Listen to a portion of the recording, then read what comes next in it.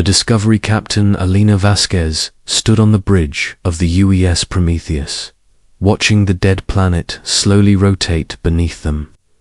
The brown and grey surface showed no signs of life, just endless rocky plains and dried ocean beds. She had been exploring deep space for 15 years, but something about this planet in the Kepler 442 system felt different. Alina was 42 years old, with short black hair and sharp green eyes. She had joined the United Earth Space Command when she was 25, working her way up from junior officer to captain of one of humanity's most advanced exploration vessels. The Prometheus was 3 kilometers long and carried a crew of 800 scientists, engineers, and explorers. Captain called Dr. Marcus Chen from his science station. Marcus was the ship's chief xenobiologist, a tall man with graying hair and thick glasses. He had spent his entire career studying the possibility of alien life. The surface scans are showing something unusual in the northern hemisphere. Alina walked over to look at his screen. The scanner showed what looked like geometric patterns, buried under centuries of dust and sand. How unusual, she asked. Very unusual, Marcus replied, his voice filled with excitement. These patterns are too regular to be natural. They look like ruins of some kind, but they're massive, much larger than anything humans have ever built. Lieutenant Sarah Webb looked up from her communications station. Sarah was 28 years old, with blonde hair and bright blue eyes. She was one of the best communications specialists in the fleet. Captain, should I inform Earth Command about this discovery? Alina thought for a moment. Earth was over 400 light-years away, and it would take months for any message to reach them. Not yet, she decided. Let's find out what we're dealing with first. Dr. Chen, prepare a landing team. I want to see these ruins for myself. 2 hours later, Alina stood on the planet's surface wearing a protective suit. The air was thin and cold, but breathable for humans. The ruins stretched out before them like an ancient city, with towers and structures that reached toward the sky. Everything was made of a strange metallic material that seemed to shimmer in the pale sunlight. This is incredible, Marcus said, running his scanner over one of the structures. These buildings are at least 50,000 years old, maybe older, but the technology used to build them is far beyond anything we understand. Alina touched one of the walls. It felt warm despite the cold air. Any signs of who built this place? No bodies or remains, Marcus replied. But there are machines here, Captain. Lots of them. And they're still functional. Elena's heart began to beat faster. Finding working alien technology was every explorer's dream. Show me. Marcus led them into one of the larger buildings. Inside, they found rooms filled with strange devices that hummed with energy. Crystal panels covered the walls, glowing with soft light. In the center of the main room sat a massive computer system that seemed to be analyzing everything around. It's beautiful, Sarah whispered, looking around in wonder. It's more than beautiful, Marcus said, his scanner beeping rapidly. It's studying us. This computer system is learning about us just as we're learning about it. Alina approached the main console. The moment she touched it, the crystals began to glow brighter and symbols appeared on the screens. It's responding to us, she said. Can we communicate with it? Marcus worked quickly with his equipment. I think so. The computer seems to be using mathematical principles that are similar to ours. Give me a few hours and I might be able to establish basic communication. Alina nodded. Do it, but be careful. We don't know what this technology is capable of. For the next 6 hours, Marcus and his team worked to understand the alien computer system. Alina watched as they slowly made progress, learning to interpret the symbols and understand the basic functions of the machines. The technology was incredibly advanced, but it was also designed to be user-friendly, as if its creators wanted others to learn from it. "Captain," Marcus said finally, "I think I've figured out what this place is. It's not just a city. It's a library and a workshop. The creators of this technology left it here for others to find and learn from." "What kind of technology?" Alina asked. "Everything," Marcus replied, his voice filled with amazement. "Faster than light.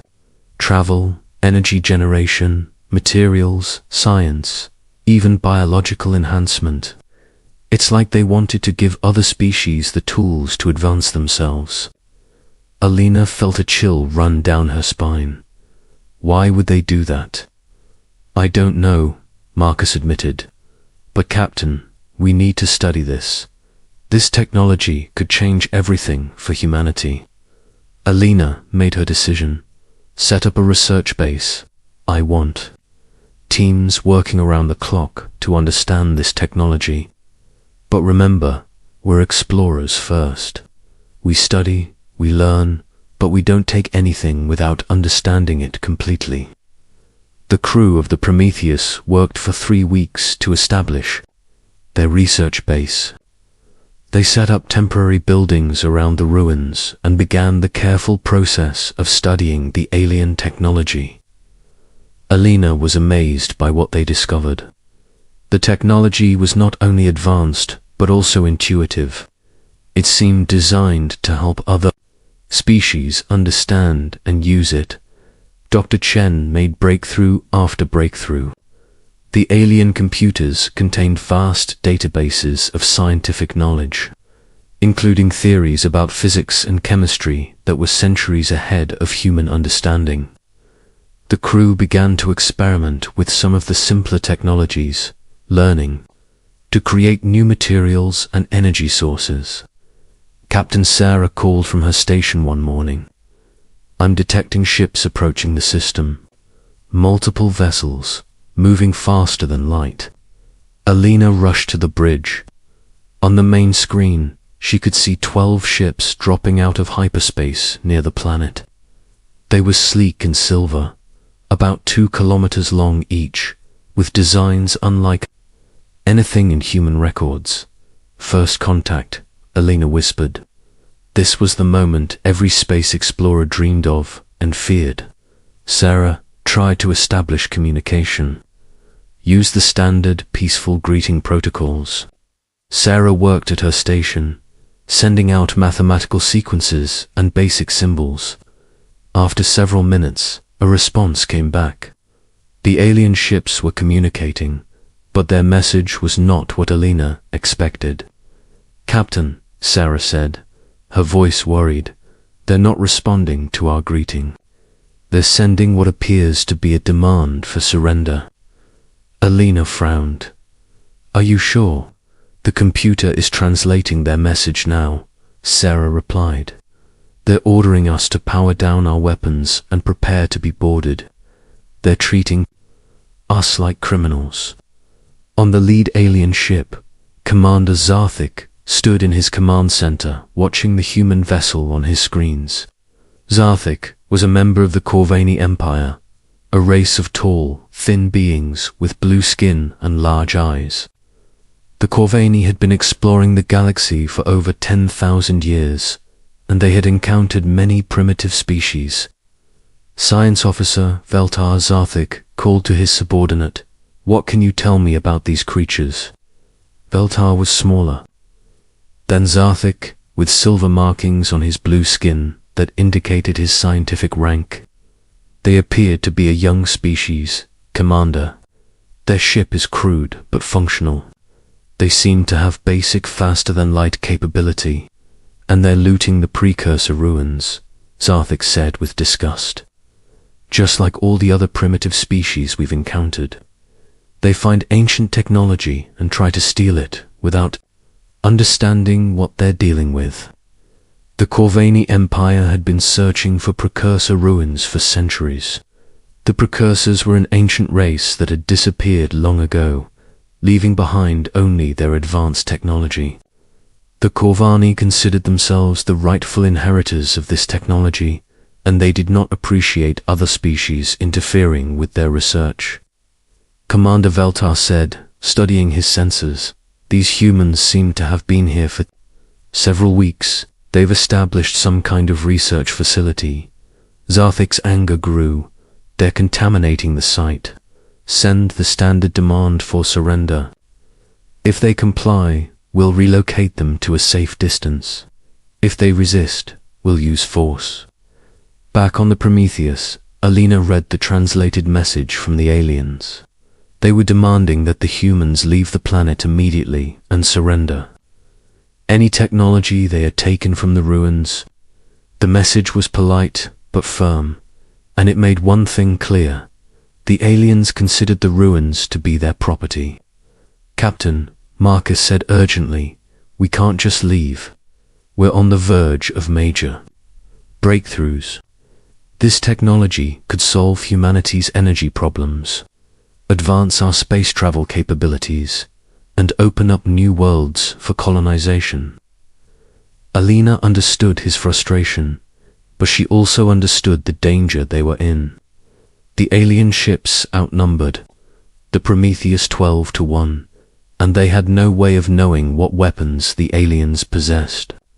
"Sarah, open a channel to the lead alien ship," Alina ordered. "It's time for humanity's first diplomatic conversation with an alien species." A few minutes later, the main screen showed the image of Commander Zarthik. Alina was struck by how different he looked from humans, but she could see intelligence in his large eyes. "I am Captain Alina Vasquez of the United Earth ship Prometheus," she said clearly. "We come in peace and seek only to learn." Zarthik studied the human captain. She was much smaller than a Corvani, with strange hair covering her head and tiny eyes. But there was something in her manner that suggested she was not easily intimidated.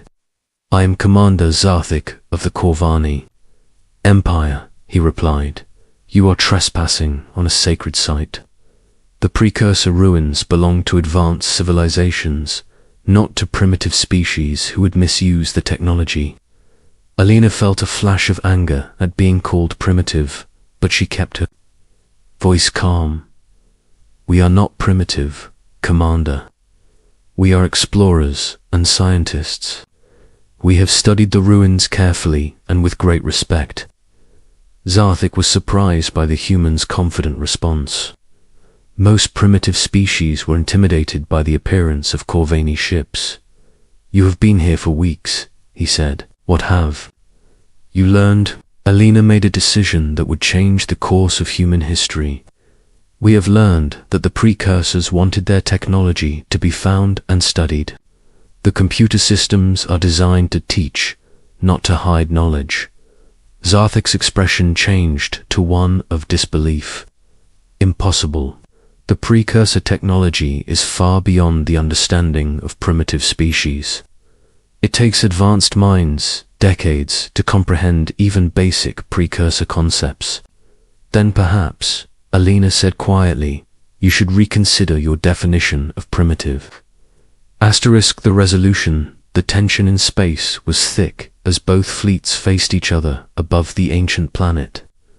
Alina stood on the bridge of the Prometheus, knowing that her next words could determine whether humanity's first contact with aliens would end in friendship or war.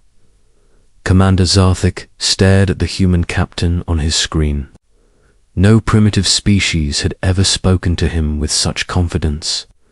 "You claim to understand precursor technology," he said, his voice filled with skepticism. "Prove it." Alina looked at Dr. Chen, who nodded and moved to his station. "Dr. Chen, show them what we've learned." Marcus activated the ship's new energy systems they had developed by studying the precursor ruins. The Prometheus began to glow with a soft blue light as advanced energy fields surrounded the ship. The human vessel's shields became visible, rippling with power that the Corvani sensors had never detected before. On the Corvani command ship, Science Officer Veltar stared at his readings in disbelief. "Commander, their energy output has increased by 300%. They're using precursor-level technology." Zarthik felt a chill run through his blue skin. "How is that possible? They've only been here for 3 weeks. Elena's voice came through the communication channel. "Commander, we've not only learned to use precursor technology, we've found ways to improve it. The precursors designed their systems to be adaptable, to grow and evolve with each species that finds them." Zarthik contacted his fleet. "All ships maintain defensive positions, but do not fire. I need to understand what we're dealing with." Alina sensed the shift in the alien commander's attitude.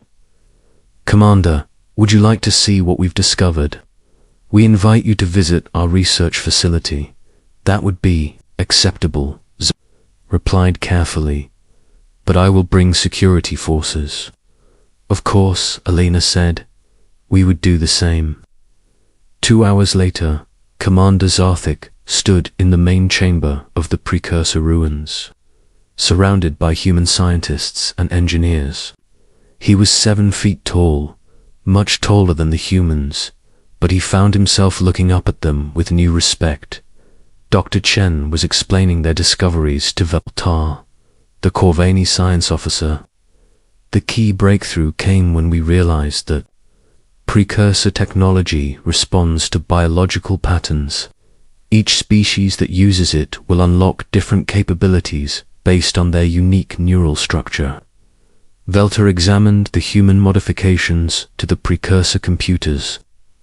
"This is remarkable," he admitted. "We have studied precursor technology for centuries, but we never considered that it might adapt to different species." Alina watched the interaction between the two scientists.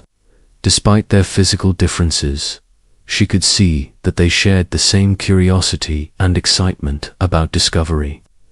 "Commander Zarthik," she said, "perhaps our species could learn from each other." Zarthik was studying a device that the humans had created by combining precursor technology with their own innovations. It was a medical scanner that could diagnose and treat diseases at the cellular level. "Your species created this in 3 weeks?" he asked. "Actually," Elena replied, "we created it in 3 days. Once we understood the basic principles, our engineers were able to adapt the technology quickly." Zarthik looked at the human captain with new eyes. The Corvani had always prided themselves on their advanced technology and superior intellect. They had spent centuries studying precursor ruins and had made only slow progress. But these humans had achieved in weeks what the Corvani had struggled with for decades. "How?" he asked simply. Alina smiled. "Because we think differently. The Corvani approach precursor technology with respect and caution, trying to understand it exactly as it was designed. Humans approach it with curiosity and creativity, asking not just how it works, but how it could work better." Dr. Chen stepped forward. "Commander, we've discovered something else. The precursor databases contain genetic information about dozens of species. According to the records, both humans and Corvani share common ancestors with the precursors." Veltar's large eyes widened. "That's impossible. The precursors disappeared millions of years ago." "Not disappeared," Marcus corrected. "Evolved. They didn't leave the galaxy, they became part of it. Every species that develops intelligence carries part of their genetic heritage." Alina saw the impact of this revelation on the alien commander. "Don't you see, Commander? We're not competitors fighting over ancient technology. We're family, separated by space and time, but connected by our common heritage. Zarthik was quiet for a long moment, processing this information. His entire worldview was shifting. The Corvani Empire had always seen themselves as the most advanced species in the galaxy, destined to inherit precursor technology. But now he was seeing that advancement could take many forms. "Your species," he said to Alina, "you solve problems by breaking them apart and rebuilding them. The Corvani solve problems by understanding them completely before making any changes." "Both approaches have value," Alina nodded. "And together we might solve problems that neither of us could handle alone." Over the next several days, human and Corvani scientists worked side by side in the precursor ruins. The results were remarkable. The Corvani's deep understanding of precursor theory combined with human creativity and adaptability led to breakthroughs that amazed both species. They developed new propulsion systems that could travel faster than light without the dangerous energy requirements of previous designs. They created medical technologies that could extend lifespans and eliminate diseases. They even found ways to communicate across vast distances of space instantly. Lieutenant Sarah Webb was working with a Corvani communications specialist named Kevlar to develop the new communication system. The precursors used quantum entanglement to send messages, Kevlar explained. But we could never make the system stable enough for practical use. Sarah studied the equations on her screen. What if we don't try to make it stable? What if we use the instability as a feature instead of fighting it? Kevlar looked puzzled. "I don't understand." "Think of it like surfing," Sarah said, then realized the alien wouldn't understand the reference. "Like riding a wave instead of fighting the current. We let the quantum fluctuations carry our message instead of trying to control them." Within hours, they had developed a communication system that could send messages across the galaxy instantly. The first test message was sent from the planet to Earth, and the response came back in less than a second. Commander Zarthik watched the celebrations of both human and Corvani scientists. For the first time in his career, he felt true excitement about discovery. "Captain Vasquez," he said, "the Corvani Empire has made a decision." Alina looked at him with interest. "What kind of decision?" "We propose a formal alliance between our species," Zarthik announced. "Joint exploration missions, shared research, and mutual protection. The galaxy is vast, and there are many more precursor sites to discover." Alina felt a surge of joy. "I don't have the authority to make that decision for all of humanity, but I can promise you that Earth will be very interested in such an alliance." Dr. Chen looked up from his work.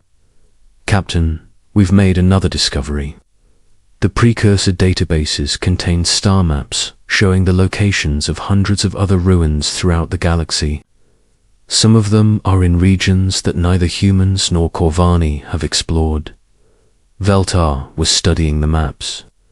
"These sites are in dangerous areas of space.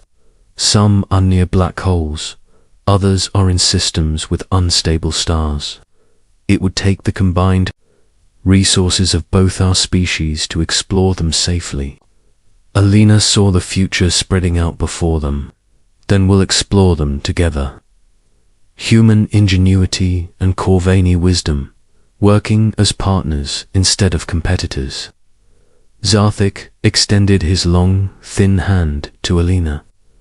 "Partners," he agreed, and they shook hands in the ancient human gesture of agreement.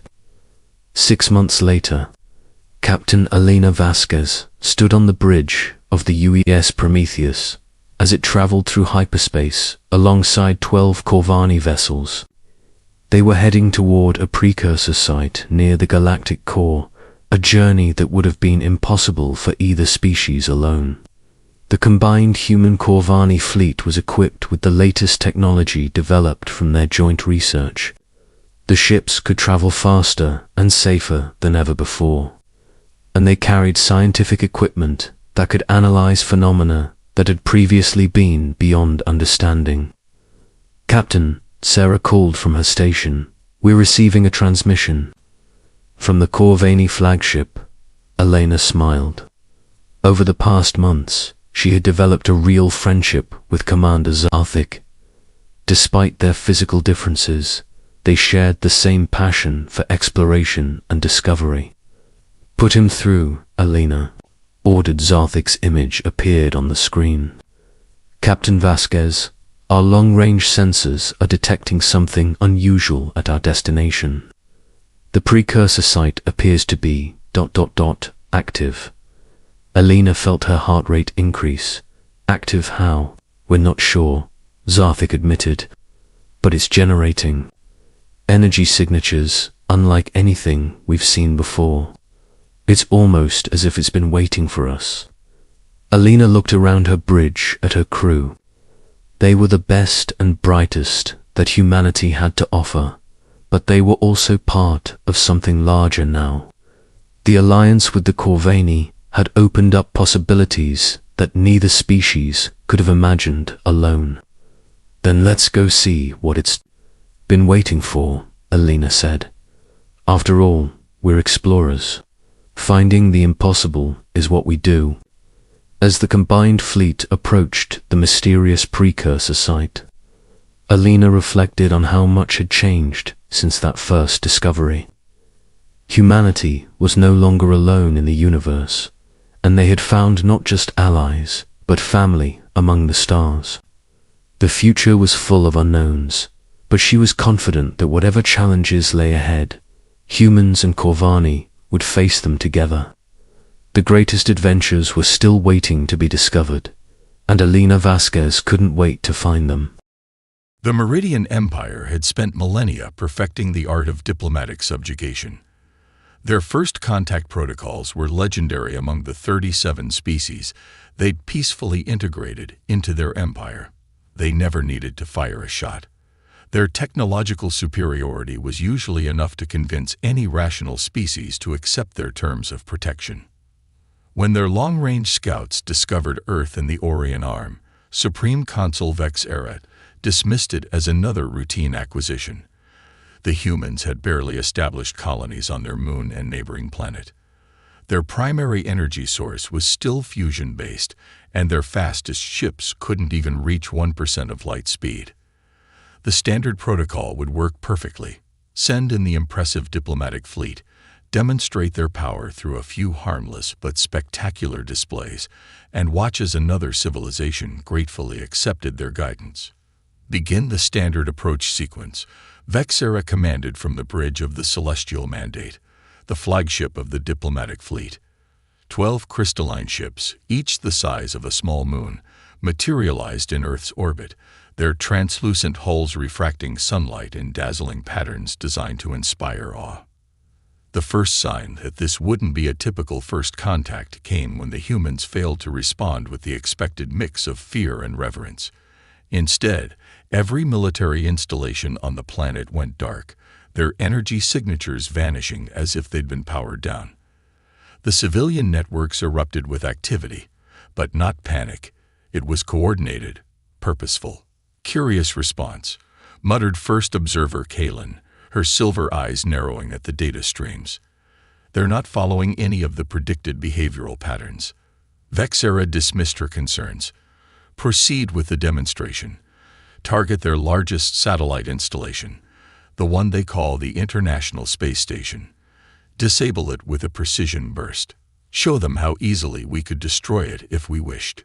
The beam of energy that lanced out from the Celestial Mandate was meant to simply disrupt the station's power systems. Instead, it encountered something unexpected. A crude but effective electromagnetic shield that scattered the beam harmlessly into space. The humans had somehow anticipated and prepared for this exact scenario. "Impossible," Vex Eret hissed, her crystalline appendages vibrating with agitation. Their technology level couldn't have advanced this quickly. We monitored them for a full solar cycle. The response came not from the expected governmental channels, but was broadcast on every frequency simultaneously. A single human voice, calm and measured. "The Meridian Empire, we presume. We've been expecting you. Perhaps we should discuss your approach to diplomatic relations." The transmission continued, laying bare every detail of the Meridian's standard subjugation protocol. Somehow, the humans had intercepted and decoded their secure communications, studied their patterns, and prepared countermeasures. But how? The answer came from an unlikely source: their own historical archives.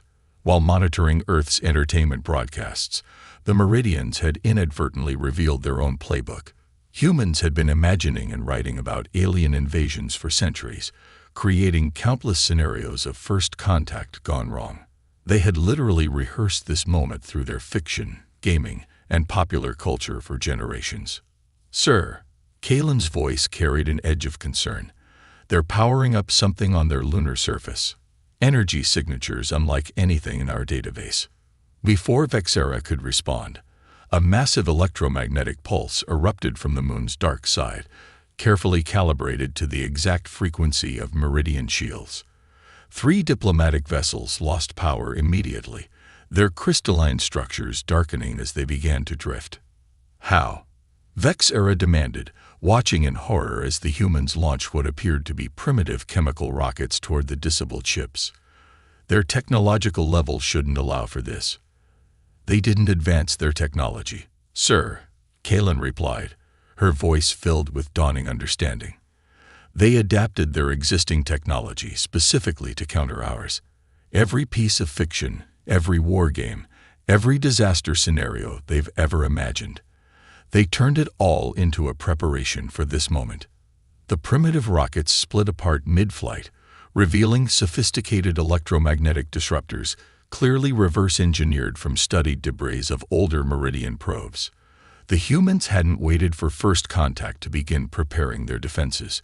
They had been quietly analyzing every piece of alien technology that had ever strayed into their system, building their understanding, and waiting. As the diplomatic fleet retreated in disarray, Vexera received one final transmission.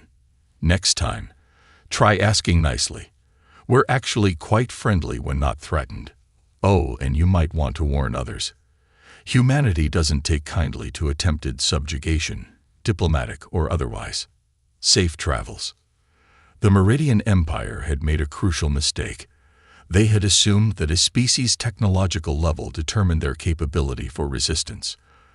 They never considered that imagination, preparation, and sheer determination could bridge that gap.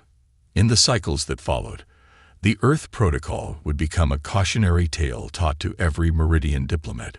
Never mistake technological inferiority for weakness, and never ever underestimate humanity's capacity to turn their perceived weaknesses into strengths. The Meridian High Council had never experienced failure in their 10,000 cycles of expansion. The emergency session called to address the Earth situation crackled with tension, the crystalline chamber reflecting the agitated colors of its occupants. "Unacceptable." Grand Strategist Merval's voice resonated through the chamber, her form pulsing with angry red light. "A pre-FTL civilization not only rejected our diplomacy but humiliated our fleet. The other Protectorate worlds will question our authority if this stands." Supreme Consul Vexera, still smarting from her failed mission, could only agree. The humans' response had shattered millennia of carefully crafted diplomatic procedures. Worse, they had broadcast their success on primitive radio waves that would eventually reach other worlds. The Meridian Empire's reputation for inevitable victory was at stake. "We have no choice," Merval continued. "Activate the suppression fleet." The suppression fleet was the Empire's ultimate answer to resistance, a force so overwhelming that it had never failed to crush opposition. 100 world ships, each carrying enough firepower to sterilize a planet's surface, emerged from hyperspace around Earth's solar system. Fleet Admiral Zircon, a veteran of 30 successful suppressions, expected the sight alone to force humanity's surrender. Instead, his sensors detected something bizarre. The humans were laughing. "Sir," his tactical officer reported, "we're detecting transmission bursts from Earth.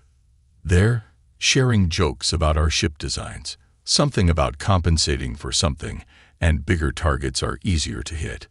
Before Zircon could contemplate this unusual response, the humans demonstrated exactly why they found the massive ships so amusing.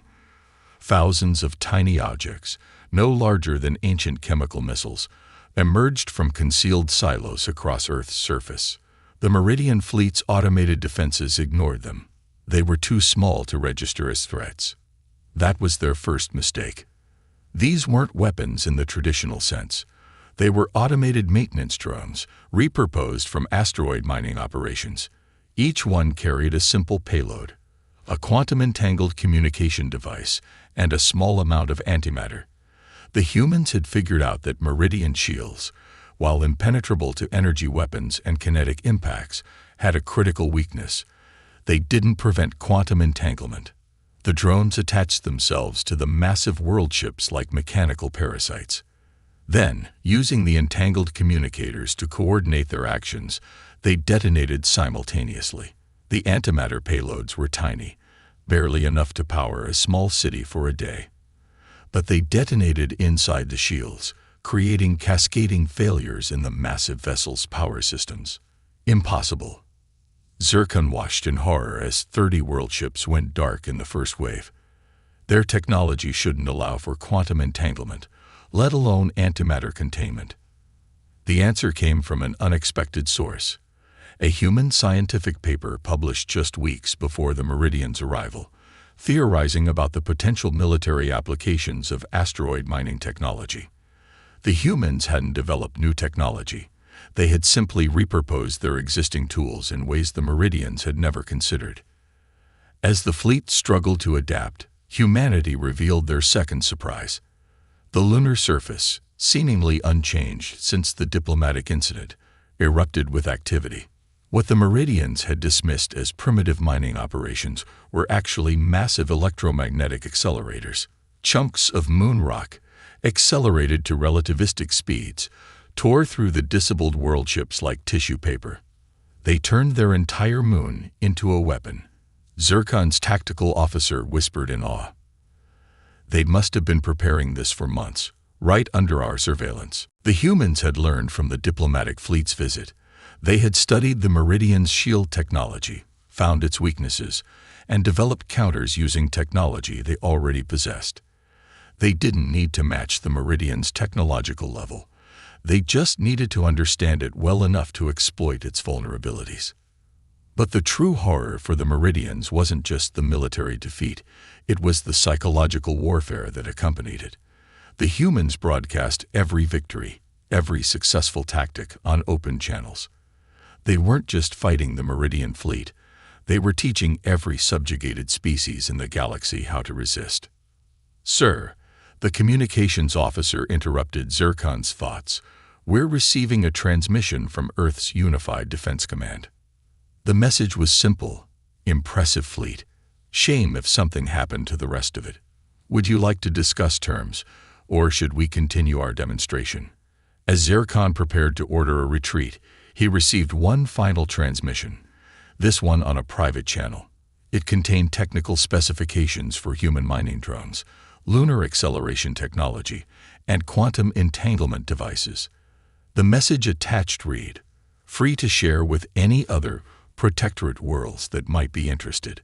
Consider it our contribution to galactic cultural exchange." The Meridian Empire had made another crucial mistake. They had assumed that humanity's technological limitations would prevent them from mounting an effective defense.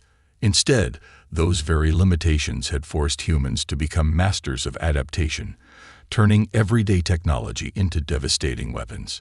The Empire was learning a harsh lesson. It's not the technology you have that matters, but how creatively you use it. The Meridian Empire's high command had never encountered an enemy quite like humanity. Their analysts struggled to understand how a species could turn seemingly harmless civilian technology into devastatingly effective weapons of war. But the humans were just getting started. Deep within a repurposed gaming company's headquarters in Seoul, Dr. Sarah Chen watched streams of data flow across her screens. What the Meridian saw as meaningless entertainment software was actually the heart of Earth's most sophisticated cyber warfare program. Who would have thought that 20 years of developing AI opponents for video games would give us the perfect framework for predicting alien combat tactics? She mused, watching as her system processed another successful prediction of Meridian fleet movements.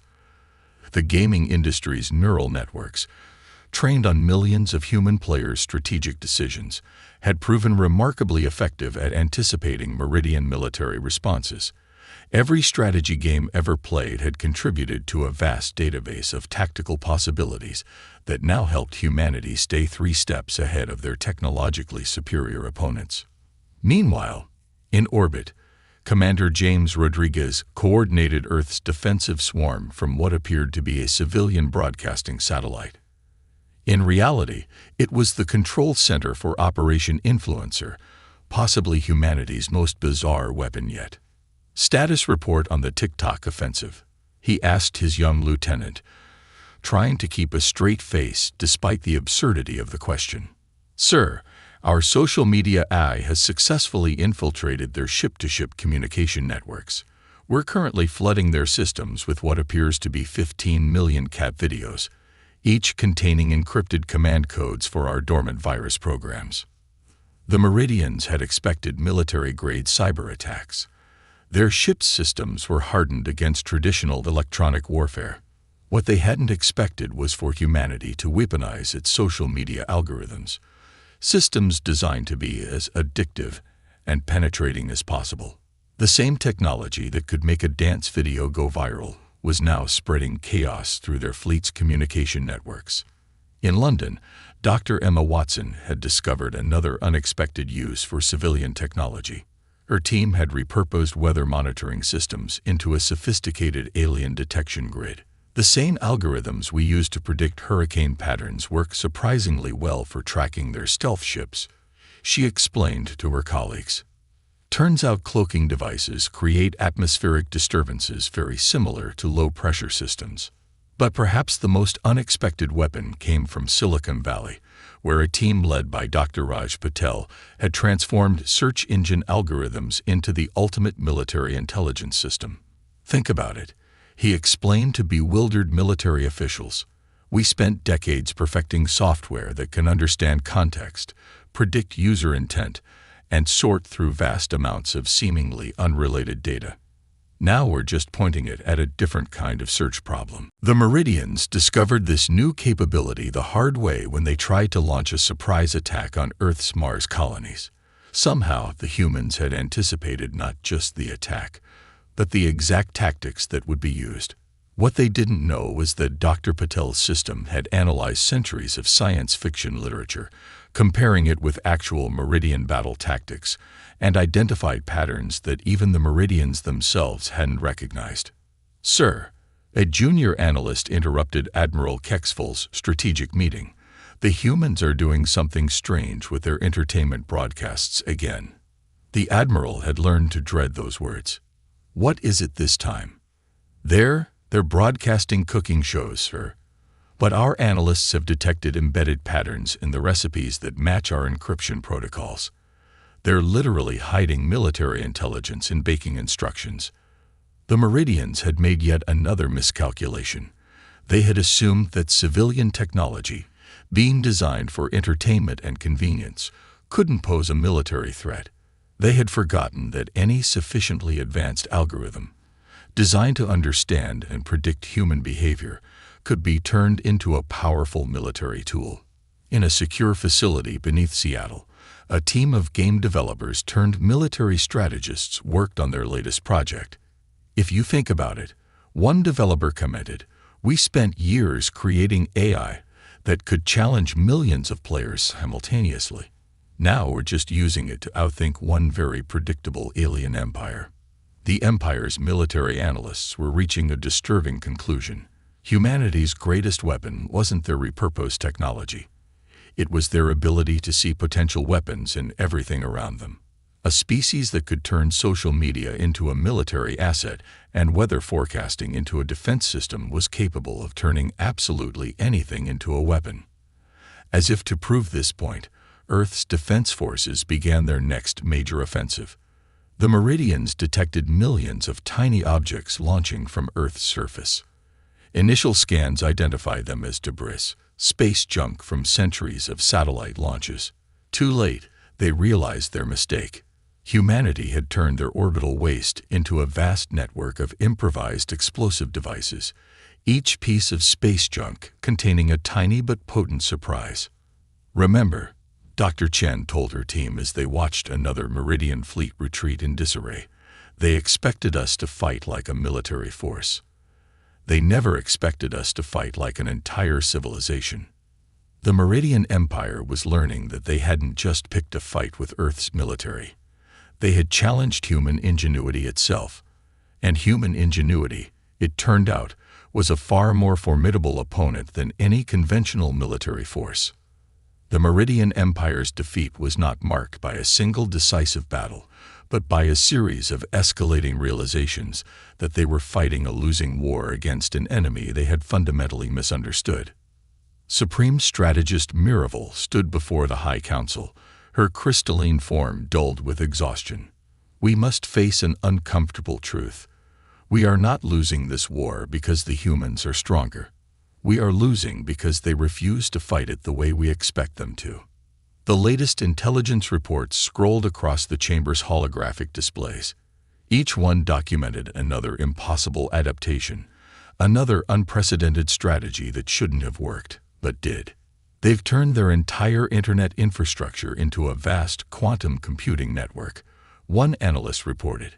"Every connected device on their planet is now part of a distributed system that's cracking our encryption faster than we can update it." The implications were staggering. The humans hadn't built specialized quantum computers. They had turned their entire planetary communications network into one massive quantum processor. Billions of devices, from smartphones to refrigerators, were now part of Earth's defense system. But the true breaking point came from an unexpected quarter. The Empire's own protectorate worlds had begun acting strangely. Reports flooded in of colonies adopting human practices, repurposing civilian technology, creating decentralized defense systems, and worst of all, sharing their innovations with each other. "Sir," a junior counselor interrupted, "we're detecting unusual activities in the Proxima Centauri system." The humans had established their first extrasolar colony there, a modest settlement that the Empire had dismissed as insignificant. That was before the entire star system went dark, its electromagnetic signature vanishing completely. Admiral Kelthor, commander of the investigation fleet, approached the system with maximum caution. His ship's sensors probed the darkness, seeking any sign of human activity. They found nothing. Until it was too late. The humans had turned the entire star system into a trap. Using technology reverse-engineered from captured Meridian ships, they had created a vast cloaking field encompassing the entire system. When Kelthor's fleet passed through the outer boundaries, they found themselves surrounded by thousands of automated defense platforms. "Impossible," Kelthor whispered as his tactical display lit up with warning signals. They couldn't have built all this in such a short time. But they hadn't built it. They had grown it. The humans had developed self-replicating machines using the system's abundant asteroid resources. Each defender platform had constructed copies of itself, creating an exponentially growing defense network that now numbered in the millions. Back on Earth, Dr. Emma Watson's weather prediction network had evolved into something far more sophisticated. "We're not just tracking their ships anymore," she explained to the United Earth Defense Council. "We're predicting their strategic decisions before they make them. Their military doctrine is as predictable as weather patterns, maybe more so." The Meridians discovered this when their attempt to launch a coordinated strike against Earth's major population centers was met with precise counterattacks that had been prepared days in advance. Every contingency they had planned for had already been anticipated and countered. But perhaps the most devastating blow came from what the humans called Project Mirror. Dr. Raj Patel's team had taken the Empire's own surveillance data, collected over years of monitoring Earth, and used it to create perfect simulations of Meridian military decision-making. Think of it as a very sophisticated game, Patel explained. We've taught our computers to think exactly like Meridian military commanders, which means we know what they're going to do before they do it. The Empire's final offensive ended before it began. Their carefully planned assault formations were met with targeted countermeasures that exploited weaknesses they didn't even know they had. The humans had turned the Empire's own tactical doctrine against them. In the Meridian High Council chamber, Supreme Consul Vexera received a transmission that would effectively end the war. It was a simple data packet, but its contents sent shockwaves through the Empire's leadership. The humans had compiled a comprehensive analysis of every weakness in Meridian technology, every flaw in their military doctrine, and every vulnerability in their social structure. But instead of exploiting these weaknesses, they were offering the information to the Empire, along with suggested solutions. Consider this a gesture of good faith, the message read. We don't want to destroy the Meridian Empire. We want to help you become better. After all, isn't that what you claim to want for us? The empire that had sought to subjugate humanity now faced an ironic choice: admit defeat or accept help from the very species they had tried to conquer. Either way, the galaxy would never be the same. As one Meridian historian would later write, in seeking to force humanity to adapt to our way of thinking, we instead found ourselves adapting to theirs. Perhaps that was their most clever strategy of all. 20 years after the Meridian War, the galaxy had changed in ways that no species could have predicted. The massive crystalline spires of the galactic Concordat rose above New Singapore, Earth's first extraterrestrial diplomatic center, where representatives from 100 species gathered to shape the future of interstellar relations. Ambassador Sarah Chen, once the architect of Earth's cyber warfare program, stood at the podium addressing the assembled delegates. The irony wasn't lost on her. The same skills that had helped humanity win the war now made her exceptionally good at interstellar diplomacy. The old model of galactic civilization was built on technological superiority, she explained. The new model is built on innovation and collaboration. Each species brings its unique perspective, its particular genius, to solve problems that none of us could solve alone.